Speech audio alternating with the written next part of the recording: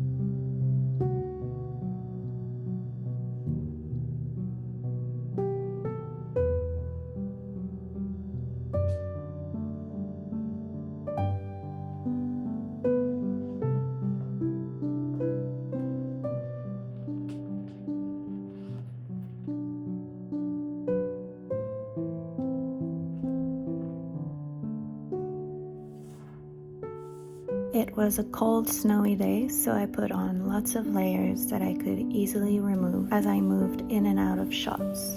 One thing I love doing in the winter is wearing a silk scarf under my sweaters close to my neck. It's incredible how warm it keeps you, and I find it much less cumbersome than a big wool scarf when I'm running errands. Surviving the Montreal winter really means learning how to layer and make the best out of your clothes.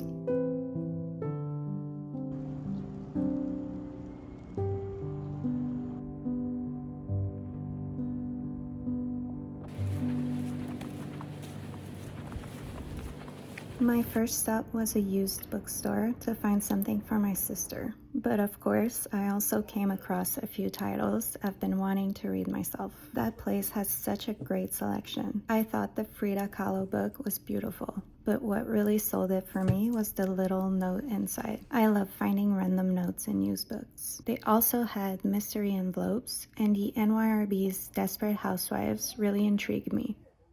After that, I stopped by a few other stores to find something for my mom and a few presents for Mark before walking back home. The books I ended up keeping for myself are The Tenant of Wildfell Hall by Brontë, We Have Always Lived in the Castle by Shirley Jackson, and the mystery book I picked up, What's for Dinner by Schuyler. I had never heard of it before, but after reading the blurb, it felt right up my alley, with a cast of odd characters and a very mundane plot. I'm really looking forward to reading it.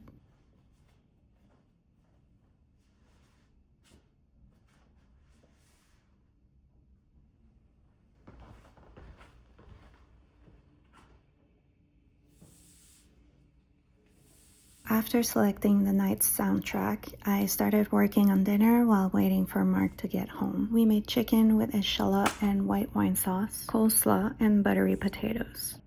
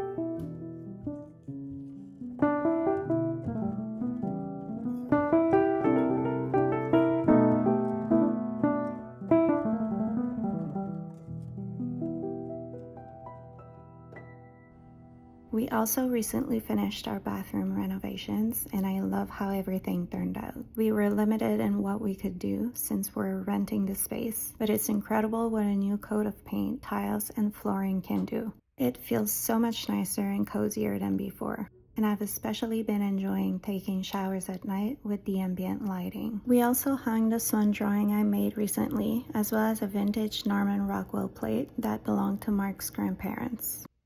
I really love that mix of modernity and vintage touches in the space.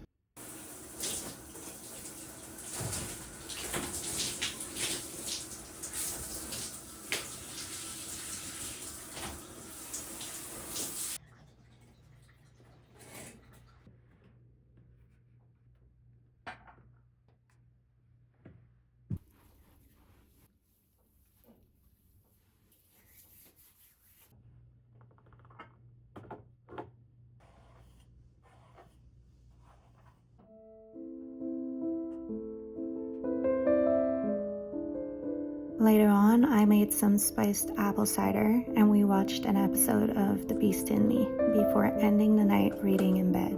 I haven't had much time to make progress in my book lately, so it felt really nice to read for a bit.